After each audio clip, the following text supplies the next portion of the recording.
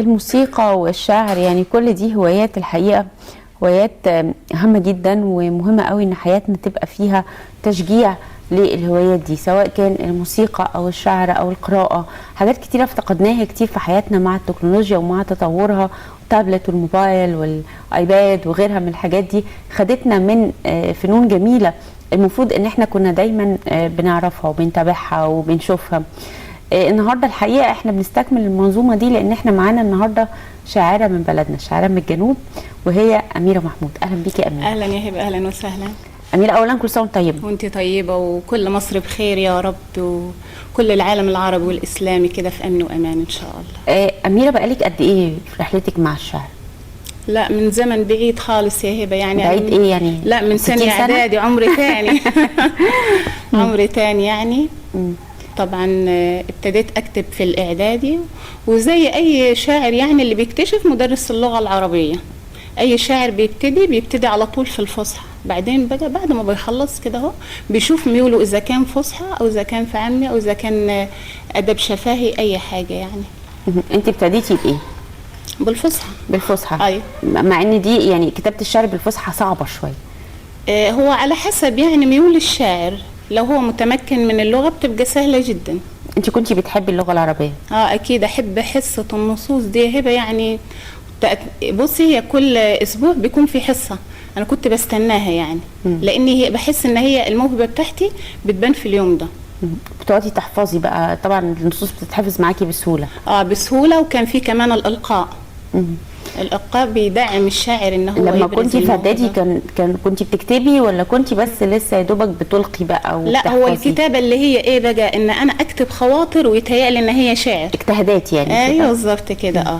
لكن امتى اول مره كتبتي فيها قصيده بمعنى قصيده؟ اول مره كان في ثالثه ثانوي، واخدت فيها اول محافظه. يعني اول قصيده ليكي كانت اول محافظه؟ كانت بالفصحى، وبعد كده توقفت طبعا فتره، رجعت تاني في 2011. كان بمحض الصدفه يعني، كان في برضو مسابقه في الشباب والرياضه قدمت فيها واخدت فيها برضو اول محافظه. فبعدها بقى عرفت ان انا لا لازم يعني ادعم الموهبه دي، وابتديت ان انا انضميت لنادي ادب اسوان وكده. انت خريجه ايه؟ انا واخده دبلوم تجاره. يعني بعيد خالص عن هو مش شرط يعني، انا اعرف شعراء احسن مني بكتير ما كملوش التعليم، دي موهبه اهم حاجه. لا ما قصدتش التعليم انه يكمل او ما يكملش، لكن انا قصدت فكره مجال الدراسه مختلف عن مجال الشعر خالص. يعني هو ده اللي باكد عليه في بلدنا، ان احنا نظام التعليم مش بيمشي مع اللي احنا عايزينه. ايوه بالظبط كده. بالظبط. مظبوط. طيب اميره، قبل ما نكمل هتقولي لنا حاجه، ايه رايك؟ انت محضره لنا النهارده قصايد او اي حاجه تقوليها لنا؟ ان شاء الله. نقول جزء كده وبعد كده نرجع نكمل الحوار. طيب نعيد على اسوان. نقول قصيده لاسوان. هتعيدي على البلد كلها؟ ده انت طماعه. قولي يا اميره. احب فيكي، احب فيكي واحب فيكي واحب فيكي، احب فيك اهلك وانا شعري يستهلك، واقف على شطك باس النسيم خدك، وسط الموجة الجميلة ترجو شمسك كحيلة، يا عروسة في كل ليلة، يا عروسة في كل ليلة زفتك وسط العيلة مركب شراعية، وابو الهوى من فوق غنالك أغنية، ولا وجوه ناسك لما الغريب شافك فضة ملالية، رمسيس فبوشتن بالجاب الشباك يغزل طرحة وردية، وسدك العالي عطشان يا خلاني اروه يا حورية، ركعة في سيدنا الحسن وركعة في الطبية، ارفع ايدي يا سمرة في حضانك الدافية، واقول يا رب اديها الصحة والعافية. بتكتبي واو يا اميرة؟ بكتب واو. ليه واو؟ ليه؟ ايه اللي خليكي تتجهي للواو؟ الواو يعني هو صعب شويه لان هو معظمه تلقائي شويه. هو الواو فن شفاهي، ممكن نعرفه ببساطه كده، ان مصر في مربع، هو عباره عن مربع، المربع 4 شطرات بيكون موزون على بحر المشتس. فن الواو ده ظهر في نهايه عصر المماليك، المؤسس ليه احمد بن عروس. هو قال مربع يعني 90% من مصر حافظين اللي احنا بنكتب عليه، اللي هو بيقول ايه، ولا بد من يوم معلوم تترد فيه المظالم، ابيض على كل مظلوم اسود على كل ظالم. ادي مربع الواو يا استاذه هبه. فبناء على المربع ده اللي مش عارف يحفظ المربع ويركز فيه كده شوية هو يعرف يكتب واو كويس. انت درستي يا أميرة، درستي الشعر؟ يعني انا شايفاكي بتتكلمي بانك عارفة مين وقال ايه وعمل ايه. هو ايه يا حضرتك يا هبه، يعني مش شرط ان انا ادرس في مدرسه او كده او لا، ثقافه حره بالظبط كده حضرتك. فانا بقى بعد ما انضميت لنادي ادب اسوان التقيت مع شعراء يعني عباقره زي الاستاذ عبد الستار سليم، مسجله معاه يعني بتاع 8 حلقات كده في برنامج شعبيات في فن الواو. فانا قبل ما اكتب دخلت على اليوتيوب وبقيت اقرا بقى واعرف ازاي بيتكتب الواو وتاريخ الواو كده، يعني الواحد لازم يثقف نفسه بنفسه. وبعد كده ابتديت ان انا اشتري يعني كذا ديوان واتعلمت منه يعني. جميل. يعني انت ابتديتي تثقفي نفسك بنفسك في مجال الشعر. تمام. مين بقى يعني ناخدها بالتدريج كده، مين اسم المدرس العربي اللي كان له بصمه كبيره قوي في حياتك وخلاكي تمشي في الطريق ده؟ هي الاستاذه نوال عبد الرحمن، كانت بتديني في مدرسه شوقي عابد الاعداديه. يعني اتمنى ربنا يا رب يديها العمر والصحه والعافيه. هي اللي دعمتني يعني لغايه ما انا يعني اتخرجت، كان في تواصل بيني ما بينها، كنت كل حاجه اكتبها اعرضها عليها. جميل جميل. مين كمان كده؟ دي المدرسه بتاعت العربي، بتاعت اللغه العربيه. بعد كده بصراحه يعني معايا المدير في الشغل، كنت لما اكتب حاجه بعرضها عليه بيشجعني. بعد كده نادي الادب، يعني الفضل لله وحده، وبعد كده نادي الادب يعني شجعني ان طبعا زمايلي وكده. يعني نوادي الادب ليها دور كبير في الصعيد هنا في المواهب واكتشافها. بنتبادل مع بعضينا الخبره والفكره والمعلومه. جميل. مين في نادي الادب لما دخلتي اثر فيكي بشكل كبير؟ هو اللي شجعني الاستاذ عباس حمزه، اللي علمني فن الواو الاستاذ عبد الستار سليم، وبعدها بقى الاستاذ عبد الشنهوري ده معانا مباشره في نادي ادب اسوان. يعني انا اتعلمت على ايدهم، فانا اي مربع كنت اكتبه قبل ما القيه اديله الاستاذ عبده، فكان هو بيظبطه لي. جميل، حلو قوي. بتروحي كل قد ايه نادي الادب؟ نادي ادب اسوان هو كل خميس عقب صلاه العشاء مباشره، فاتح ذراعيه للجميع. اي موهبه في اسوان. قد ايه، كم شاعر تقريبا انتم موجودين، ولا ما فيش احصاء معين للعدد؟ لا هو طبعا يعني لا ما فيش، لان طبعا في شعراء منتسبين اللي هم دول مش اعضاء عاملين، يعني اي حد يدخل واي حد يتعلم واي حد يشارك. اي حد حتى لو كانت واحده ست؟ يعني ما لقيتيش صعوبه ان انت ست بقى اما دخلتي نادي الادب وحواليكي شعراء كتير؟ لا نهائي، ابدا ابدا. ده انا رحت لقيت في ست مش متعلمه، يمكن تاني مره اروح كان في ست مش متعلمه وبتكتب شعر بالفطره، ست اميه. والله وعجبتني يعني. فلا نادي الادب ده للناس كلها. نسبه الشعراء السيدات قد ايه تقريبا في نادي الادب؟ مش كتير، لا مش كتير. يعني كده 5%. يا 5% ده ما فيش خالص. نسبه قليله كشاعرات، لكن في عندنا كاتبات قصه يفوق عدد الشاعرات. كاتبات قصه اكتر؟ اكتر مني. طيب انت قلتي لي ان انت اخترتي الواو عشان تكتبي فيه. في انواع تانية من الشعر بتكتبيها ولا الواو بس؟ لا انا بالنسبه للفن الشفاهي فالواو بس دراستي. لان الفن الشفاهي يعني كتير، في موال سباعي وفي خماس الاعرج وفي النميم اللي هو من 4 شطرات، هو يعني انواع متفرعه. بس انا بقى عشقت الواو يعني فكتبت فيه، حبيته عشان كده. حسيتي ان هو اسهل بالنسبه لك وافضل في ان انت بتروحي له لوحدك يعني؟ ايوه بالظبط كده. طب قولي لنا حاجه تانية. نقول نسمي ونبدا كلامنا عليه نصلي صلاته، اقسم بربي ملامنا الا اللي قطع صلاته. الواو فن ونزيه، سياسة في عصر الممالك، ظبط شطوره ووازيه في الرد تبقى ابن مالك.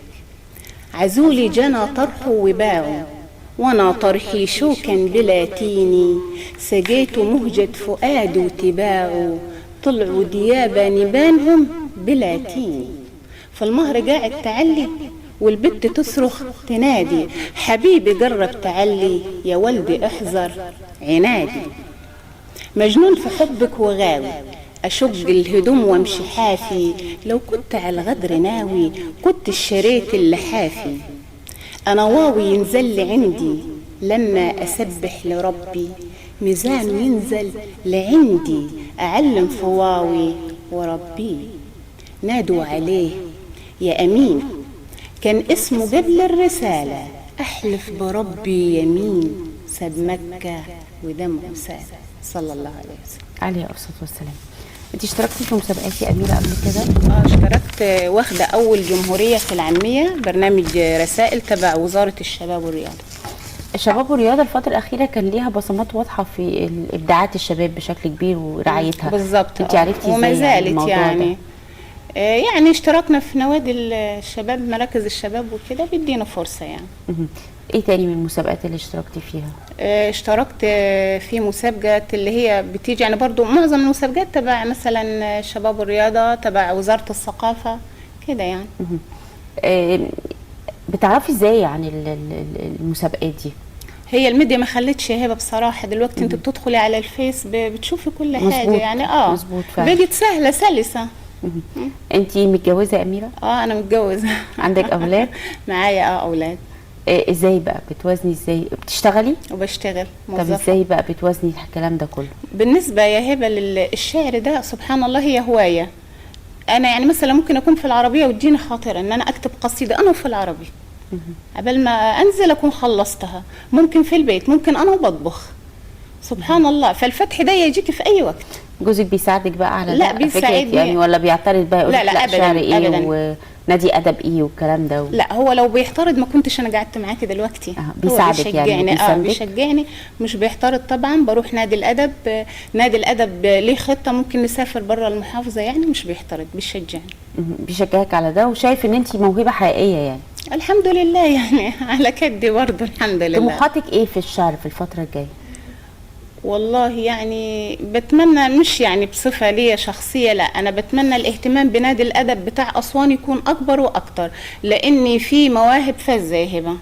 فاحنا عايزين اللي يطلع الحاجات دي. في شباب صغير بيكتب رائع جدا جدا. يمكن أنا عندنا زميل اسمه أحمد الجميلي، أنا بعتبره مدرسي، شاب متخرج يعني بتاع سنة، ما شاء الله عليه في الكتابة. فاحنا عايزين الشباب ده يطلع. طب انتوا في نادي الادب بتعملوا ايه؟ بتقعدوا بتتبادلوا بس ابيات الشعر، لكن مفيش امكانيه ان انتوا بتعملوا مثلا تطبعوا ديوان، تعملوا حاجه زي كده؟ احنا بنتمنى كده يعني. هو النشر الاقليمي كل سنه مره بيطبع للشعراء، احنا عايزين ما يبقاش كل سنه مره يعني. بيطبع قد ايه؟ بيطبع ديوان واحد يعني ولا اكتر؟ لا هو مثلا بيكون عباره عن مسابقه كله بيقدم، فالديوان الجيد بيطبع بس بعدد محدود. مفيش امكانيات اكتر من كده؟ انتوا احنا بنتمنى ايه طلباتكم يعني بالظبط؟ احنا عايزين مثلا الشباب ده والمواهب دي الكويسه ان هي تطبع لها ديوان، مثلا تعمل لها حفلات تتكرم كده. طب بتناشدي مين عشان خاطر يعمل ده؟ وزير الثقافه اكيد طبعا. طب قصر ثقافه اسوان ملوش دور معاكم في المواهب الشعريه دي؟ لا هو ليه دور وبيشجع الشباب طبعا. ويعني مثلا ممكن يكون شاعر منتسب او كاتب منتسب، لا بيسافر وبيطلع وبيشارك معنا في الحفلات والندوات والمؤتمرات. مش بيقتصر على اي حد.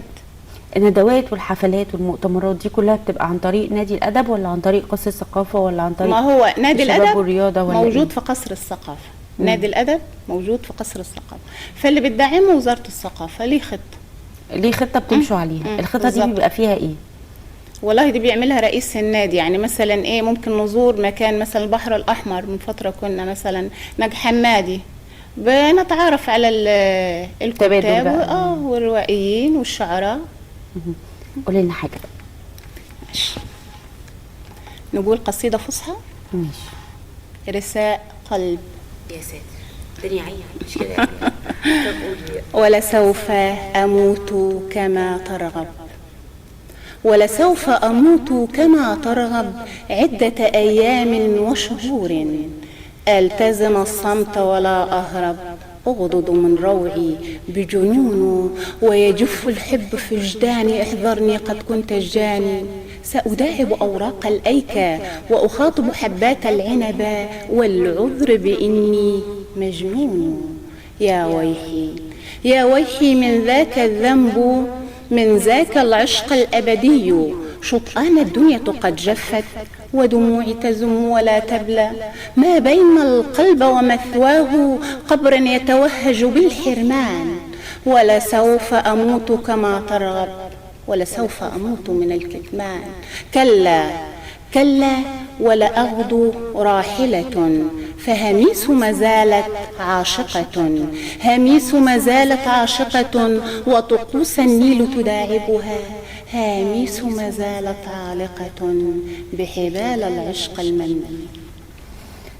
الست هي اقدر ان هي تتكلم في اشعارها عن الست اللي زيها، اقدر في الابداع الشعري عن الرجل في مشاعر الست بالتحديد. هو يعني لا يشترط، انا بكتب شعر بصيغه المذكر، يعني نزار قباني لما اتكلم عن المراه ابدع، طبعا. يعني ابدع فمش مقياس، حسب يعني قدره الشاعر، وحسب يعني بص ان هو يحس بالتجربه الشعريه. انت ليكي دواوين طبعتي اي حاجه من اشعارك؟ في ليا ديوان تحت طبع اسمه زعلانه منك، ان شاء الله يصدر قريب. وليه بادئه بالزعل بس؟ زعلانه من مين؟ زعلانه من مين؟ دي قصيده رئيسيه فيه زعلانه منك؟ وفي قصايد تاني يعني يا قلبي ايه مزعلك برضه تبع الزعل ايه عشان ما تزعليش. كله زعل زعل زعل يعني. لا اصل احنا ايام عيد بقى ومش عايزين نزعل، عايزين نبقى متصالحين كلنا. ما هو نهايه القصيده حلوه يعني، في الاول بيكون زعل وبعد كده بيبقى في. طب انا عايزاكي تقولي لنا حاجه بقى يعني ما فزع حاجه حلوه كده عشان العيد. انت محضره برضه زعل؟ يا هبه كله زعل يا هبه. طب قولي زعل ماشي. طب مش هتفرحينا يعني في قعدتك دي؟ طيب خلاص ماشي، اقول لك قصيده هي سياسيه. قولي. حلوه بس هتعجبك ان شاء الله.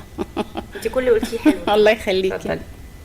على حيط في بيتنا بطوبه خضراء من زمان، ذكرة مكان كان بيك بيدن في العصاري، يضحك يصلي على النبي ويحكي في ابو زيد الهلالي، يحكي يصلي على النبي ويحكي في ابو زيد الهلالي، وتحت نخله جريدها بتدحرج غناوي جده حكيمه في الكلام، كانت ملامح الوش فيها كيف هروب او قول دروب من الزمان، حواليها صحبه من الحريم الشجيانين بيفضفضوا هم الزمان في حجرها وشالها الحريم، وشاب شاور بالسلام رغم التعب على لقمه العيش الحلال، تجري العيال وتستخبى تحت رجلين متعصين غلب الزمان، ساعتها يجني راحة أغلى من الذهب، يمشي التعب يمشي التعب.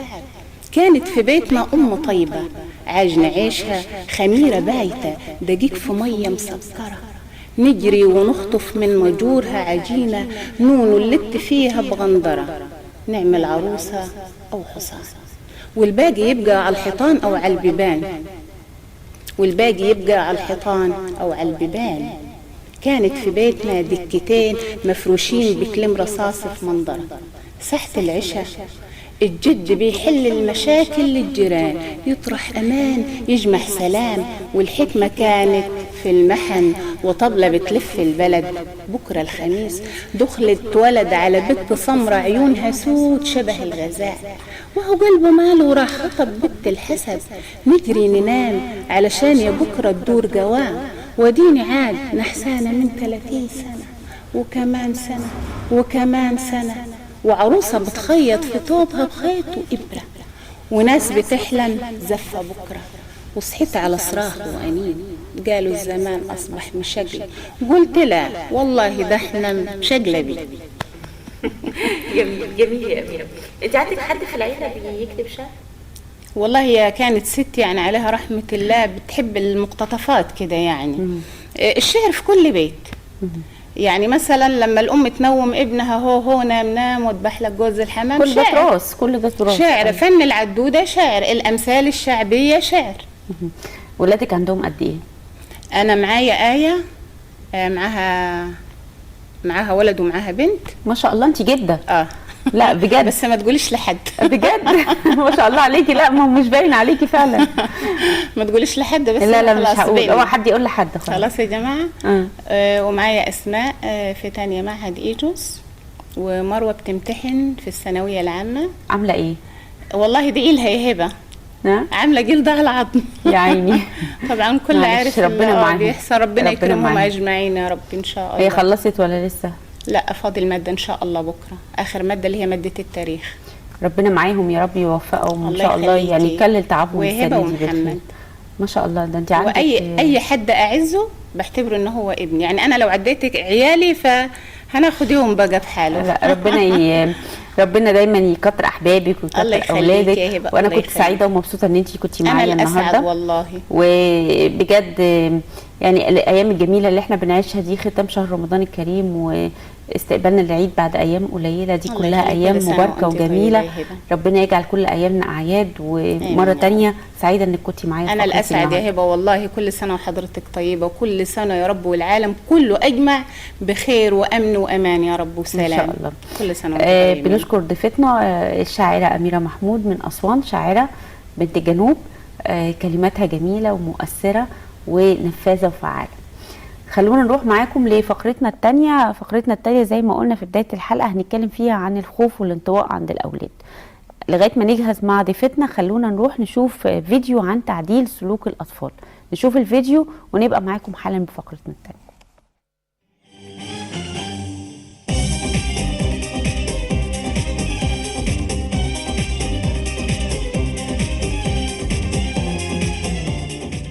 نتكلم عن ازاي تخلي ابنك او بنتك يسمعوا الكلام. هنتكلم في 3 محاور رئيسية. المحور الاول انك تكافئ السلوك الجيد، المحور الثاني انك ما تكافئش السلوك السلبي، والمحور الثالث انك تقوم الطفل لما يعمل